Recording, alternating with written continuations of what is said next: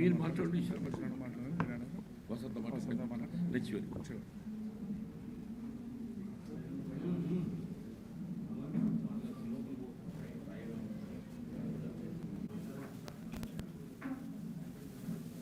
Press మిత్రులందరికీ నిన్న జరిగిన జీవన్ రెడ్డి గారు చేరికకు కేసీఆర్ గారి రాకతో సహకరించిన మీ అందరికీ కూడా ఎలక్ట్రానిక్ మీడియా మిత్రులకు ప్రతి ఒక్కరికి నమస్కారం తెలియజేస్తూ, పెద్దలు గౌరవనీయులు ఎన్నో ఏళ్ళ రాజకీయ జీవితం ఒక నిజాయితీపరుడుగా ఎక్కడ కూడా ఏలువటి చూపేయకుండా నడిపి నిన్న బీఆర్ఎస్ పార్టీలో జాయిన్ అయిన మా అన్న పార్టీ ప్రధాన కార్యదర్శి జీవన్ రెడ్డి గారికి,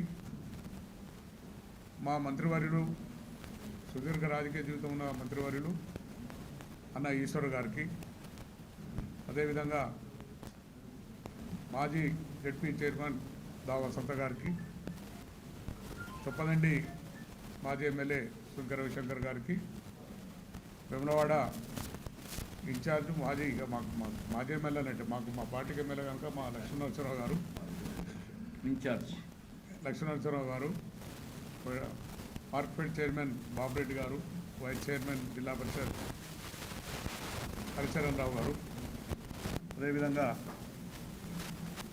వేదిక మీద ఉన్న మా కౌన్సిలర్లు, ముఖ్య నాయకులు, పైన నాయకులకు అందరికీ నా యొక్క నమస్కారం. ఈరోజు ఎక్కువనే మాట్లాడేది కానీ జీవన్ రెడ్డి గారికి ఎక్కువ ఇస్తాం. ఇక్కడ తను మొదటి నుంచి అన్న చూసి వచ్చిన కనుక పిచ్చోని చూసి వచ్చిన కనుక ఆ పిచ్చోని ముచ్చలు చెప్పాలంటే ఎంత చెప్పాలంటే పిచ్చోడు అంటారు. నేనైతే ఒక ముఖ్యమంత్రి హోదాలుండి రెచ్చిపోయి నేను మాట్లాడుతూ రాత్రి పోయినాక వార్తలు చూస్తుంటే అనిపించింది, నీ బొంద పెడతా, నీ బొంద జెండా వార్త కాంగ్రెస్ జెండా అంటే పిచ్చోడమని మంచి పిచ్చి గిట్టలు వేసిందా. నేను 15 ఉంటా ముఖ్యమంత్రి, ఎవడు చెప్పుకో నువ్వు 15 ఉంటా చెప్పి, నేను నీ దాంట్లోకి ఎవడైనా దమ్మున లీడర్ లేడు కనుక నువ్వు బతుకుతున్నావు. కానీ 4 రోజులు వీకేస్తున్నాయి. కాంగ్రెస్ పార్టీ సంస్కృతి అది, 2 నెలలకు ముఖ్యమంత్రి, ఏడాదికో ముఖ్యమంత్రి మంచి సంస్కృతి. కానీ నువ్వు తప్పుతాడు దిక్కు కనిపించలేడు కనుక నేను వస్తున్నాను. ఈ అరాచకాలు చూసుకుంటా కూడా ఒక ముఖ్యమంత్రి హోదాలు ఉండి ఒక పెద్ద మనిషి, నీ తండ్రి అంత వయసున్న మనిషిని కేసీఆర్ పట్టుకొని నోటికి వచ్చిన మాటలు మాట్లాడుతున్నావు. ప్రజలు గమనిస్తున్నారు. నువ్వు అనుకుంటున్నావు ఇప్పుడు ఏదో నాకు సపోర్ట్ కొడుతున్నావు అని చెప్పి, కానీ ప్రజలు గ్రహిస్తున్నారు. ఆయన నోరు విప్పుతలేడు. నిన్న కూడా కేసీఆర్ గారు బహిరంగ సభ పెడితే కూడా ఒక్క మాట కూడా రేవంత్ రెడ్డి పేరు కూడా తీయలేదు. నువ్వు కేసీఆర్ పేరు తీయదు బతుకుతలేవు అంటే కేసీఆర్ అభిమాని ఉన్నట్టున్నావు. పేరు తీయాలనుకుంటే తిరుగుతున్నావు.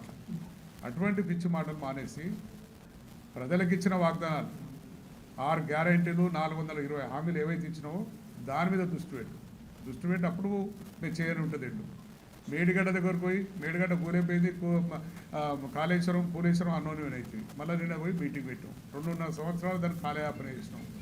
అది చేసేదంతా ఆ పాత కాంట్రాక్టర్లో మేము పోయినప్పుడు మేము కూడా పోయి చూసాం, విజిట్ చేసినప్పుడు కూడా కాంట్రాక్టర్ కూడా ఉన్న మధ్యలో ఆ బ్రిడ్జ్ చేసిన కాంట్రాక్టర్ ఆయన మొత్తం అయితే ప్రాజెక్టులు కట్టిన ఆయన 200 నుంచి 300 కోట్లలో ఇస్తే నేనే కంప్లీట్ చేస్తాను కూడా చెప్పడం జరిగింది.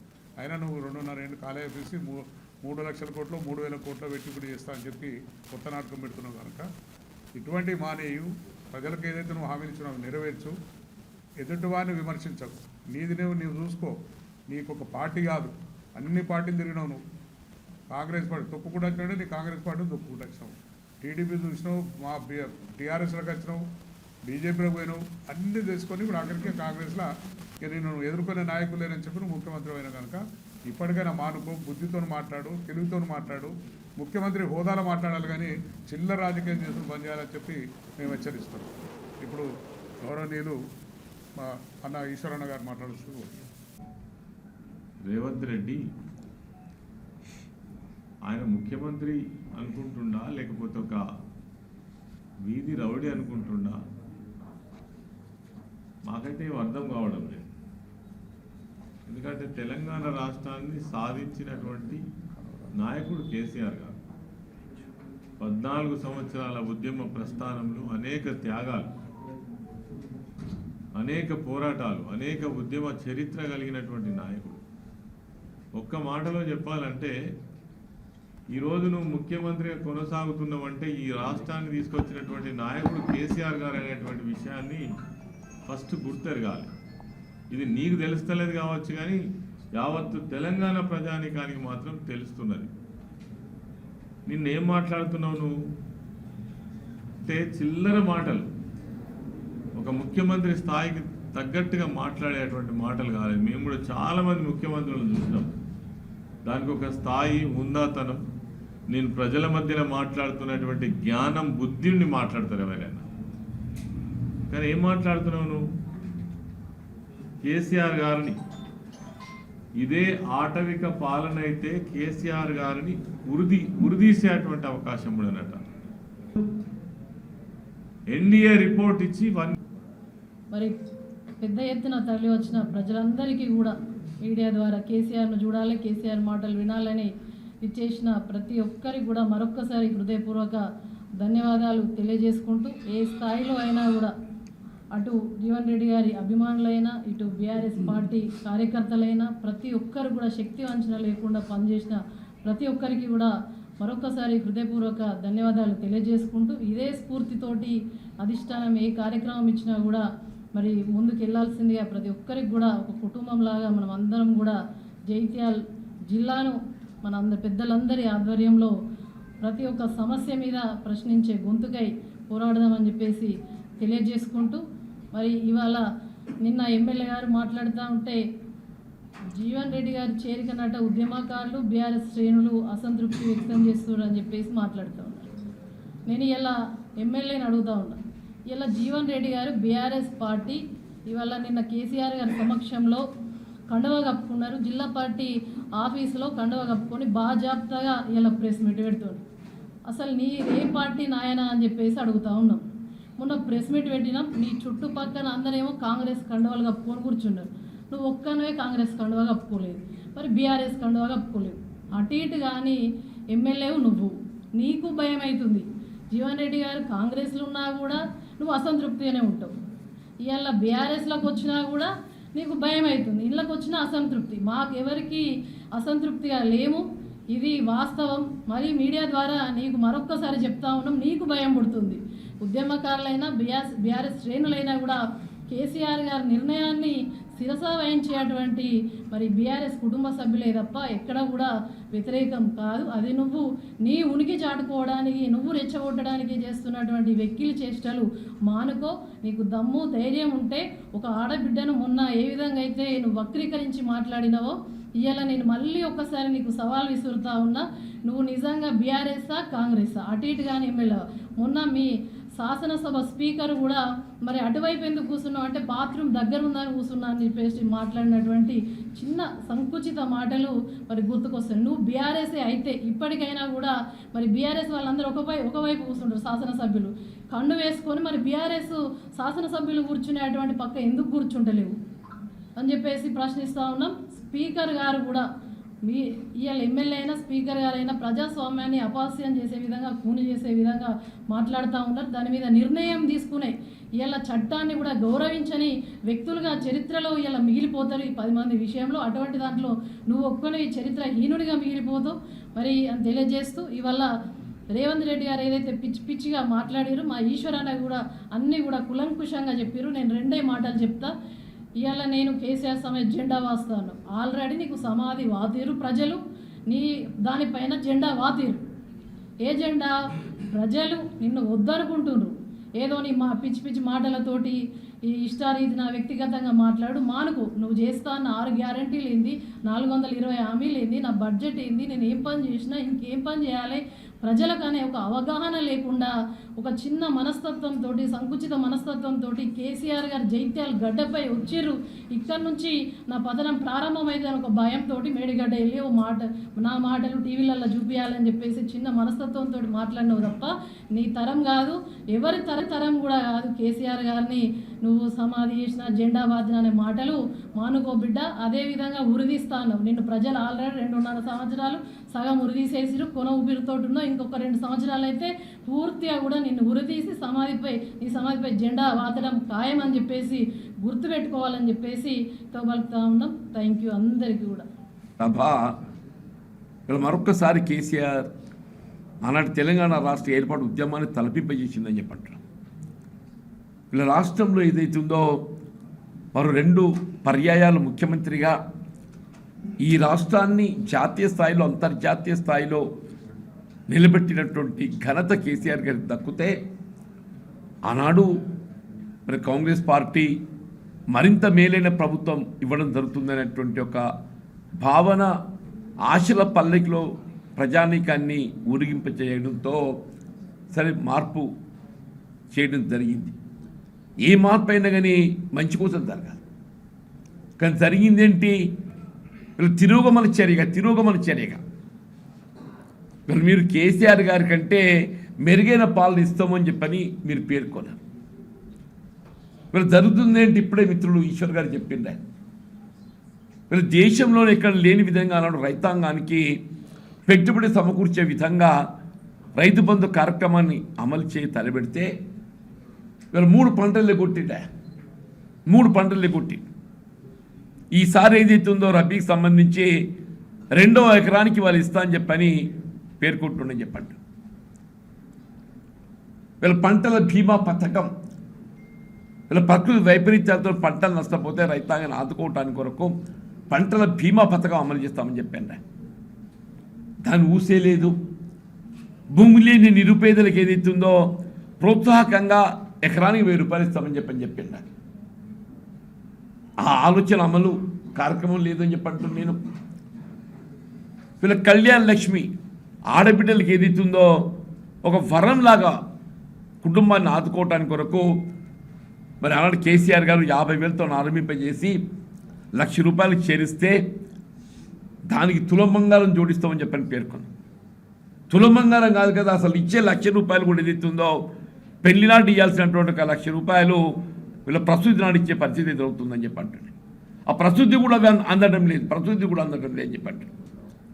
ప్రసూతి సహాయం కేసీఆర్ కిట్ నీకు నిజంగా కేసీఆర్ గారి పేరట అమలవుతున్న కార్యక్రమం నీకు నచ్చకుంటే ఇందిరమ్మ పేరు పెట్టు. కానీ పథకం నిలిపివేయడం ఏంటే నాకు అర్థం కాదని చెప్పండి. నేను వీళ్ళ గురుకుల ఆశ్రమ పాఠశాలలు వీళ్ళ అల్పసంఖ్యాక వర్గాలకు కానీ బలహీన వర్గాలకు కానీ ఎస్సీ ఎస్టీలకు కానీ వీళ్ళ కేసీఆర్ గారు ఏదైతుందో విద్య యొక్క ప్రాధాన్యత గుర్తించి అందరికీ ఉచితంగా విద్యా బోధన సౌకర్యాలు కల్పించేయాలని చెప్పని వీళ్ళ గురుకుల ఆశ్రమ పాఠశాలలు ఏర్పాటు చేస్తే వాటిని నిర్వీర్యం చేసే విధంగా మీరు మౌలిక సదుపాయాల కల్పన లేదు, శాశ్వత భవనాల సదుపాయం కల్పన లేదు, ఫీజు రీయింబర్స్మెంట్ అని చెప్పి అంటున్నాను. 10,000 కోట్లు ఇలా పెండి బకాయిలు. ఇలా కేంద్ర ప్రభుత్వం విడుదల చేసినటువంటి 276 కోట్లు దాన్ని వినియోగించుకోలేక 25% నిధులు జోడించలేక రాష్ట్ర ప్రభుత్వం మరి మిత్రులు లక్ష్మణ్ కుమార్ గారు ఆయన శాఖ మరి ఏ విధంగా నిర్వహిస్తుండో ఏంటో ఆయనకే తెలియాలని చెప్పి అంటున్నాను. మరి బెస్ట్ అవైలబుల్ స్కూల్స్ నిరుపేద వర్గాలకు ఏదైతే దళిత సమాజం నిరుపేద వర్గాలకు బెస్ట్ అవైలబుల్ స్కూల్స్ అని చెప్పి అంటున్నాను. అడ్మిషన్ చేరిక లేకుండా పోతుందని చెప్పి అంటున్నాను. ఏ ఒక్క కార్యక్రమం కూడా ఇవాళ మేము ఏదైతుందో ప్రజలు కోరుతున్నాయి మార్పు. ఇవాళ మేము కోరే మార్పు కాదు ఇది. ప్రజలు ఏదైతుందో ఈ రేవంత్ రెడ్డి పాలన పోవాలి, కేసీఆర్ గారి పాలన రావాలని ప్రజల్లో నానుడు వచ్చింది. మేము పాలన మార్పు కావాలని చెప్పి కోరుతున్నామని చెప్పినాం తప్ప రేవంత్ రెడ్డి గారి కీడు కోరలే. కేసీఆర్ గారి నోటంటే కానీ మా నాయకులు ఎవరి నోటంటే కానీ భౌతికంగా రేవంత్ రెడ్డి కీడు కోరలే. ఇదే ముఖ్యమంత్రి నువ్వు నీ పాలన అంతా మెరుగుకుంటే మరోసారి అధికారికి వస్తా అని చెప్పి చెప్పుకుంటున్నాం. కేసీఆర్ గారు ఏదితో ఒక ఉద్యమం అయితే తెలంగాణ రాష్ట్రాన్ని సాధించిందయా, తెలంగాణ రాష్ట్రాన్ని ముఖ్యమంత్రి అయ్యే అవకాశం లభించిందంటే అది కేసీఆర్ గారి పుణ్యం అని చెప్పి అంటున్నాను. అన్నాడు వారు ఉద్యమించకున్నట్టు తెలంగాణ రాష్ట్రం ఏర్పడేదా, నువ్వు ముఖ్యమంత్రి అయ్యేటోడివే. నువ్వు ఇదేనానే ఊరి తీస్తావే ఊరి నిజంగా కూడా చెప్పంటున్నా. ఒక పాలక పక్షంగా ప్రభుత్వం ఏదైతే ఉందో ప్రజాస్వామ్యయుతంగా ప్రతిపక్షాలు బలంగా ఉండాలని కోరుకోవాలి. అటువంటిది ఏదైతే ఉందో వాస్తవాలు మాట్లాడుతుంటే దాన్ని భిన్నంగా విమర్శనాత్మకంగా నువ్వు మేడిగడ్డ సందర్శించినవా?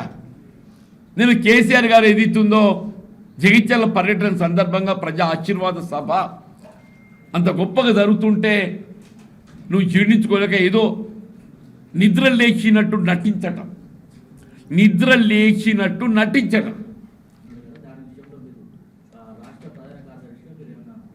ఇప్పుడు ప్రజలు గమనిస్తున్నారే, నేనేమంటున్నా, వివరమైన రాజ్యాంగ నిబంధనలకు అనుగుణంగా మనం ఏదైతుందో బాధ్యత నిర్వర్తించాలి.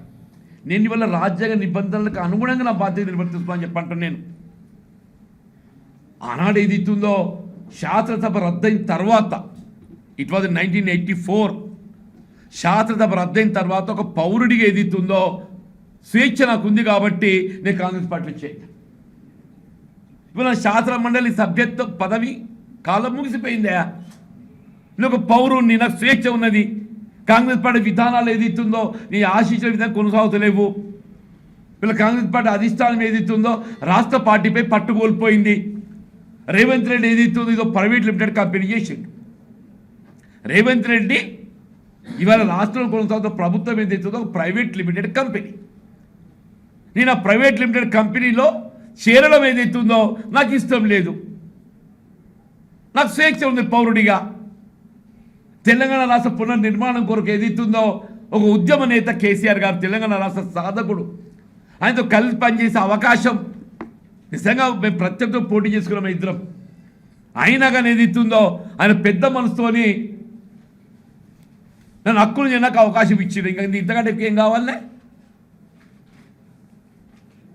నేనేం రాజ్యాంగం ఉన్నది. ఆయన ఇప్పుడు సంజయ్ గారు బీజీ వెళ్ళాలి. ఆయన అమ్మ వసంత గారు చెప్పింది కదా, ఆయన ఎక్కడుండు ఏ పార్టీ ఉన్నది తెలియదు అని చెప్పారు. ఆయన గురించి మాట్లాడితే కూడా తక్కువనవుతుందా? రోజు ఒక్కసారి రేవంత్ రెడ్డి గారు, ఈ మా ఎమ్మెల్యే గారు, జగిత్యాల ఎమ్మెల్యే గారు, ఆ రాజ్యాంగ పుటలు చదువుకోరు నాయన. 10th షెడ్యూల్ చదువుకో ఏం చెప్తుందో. అభివృద్ధి అంటే మరి పార్టీ పిరాయిస్తే అభివృద్ధి అని చెప్పి అనుకుంటే నువ్వు ముందు పోయి రేవంత్ రెడ్డి చెప్పు, ఆ బీజేపీలో కలవమని చెప్పని. నువ్వు నీ నియోజకవర్గ అభివృద్ధి కొరకు ఏదైతుందో ముఖ్యమంత్రి గారితో కలిసి ప్రయాణం చేస్తూ అని చెప్పి చెప్తున్నావు కదా. రేవంత్ రెడ్డి గారికి ఏదైతుందో తెలంగాణ అభివృద్ధి పట్ల చిత్తశుద్ధి ఉందా లేదా? రేవంత్ రెడ్డి గారికి తెలంగాణ అభివృద్ధి పట్ల చిత్తశుద్ధి ఉందా లేదా? నిజంగా తెలంగాణ అభివృద్ధి పట్ల చిత్తశుద్ధి ఉండి ఉన్నట్టయితే నీ ఆలోచనలకు అనుగుణంగా అధికార పార్టీతో కలిసి ప్రయాణం చేస్తేనే అభివృద్ధి అవుతుందని చెప్పి భావించినట్టయితే ఇలా నేనేం చేయాలి? రేవంత్ రెడ్డి గారు పోయి మోడీ సంఘాలు దొర్రాలి, పోయి మోడీ సంఘాలు దొర్రాలి. ఇది సొత్తుడో మరి, అది కూడా ఆశ్చర్యం లేదు, అది కూడా ఆశ్చర్యం లేదు. Thank you.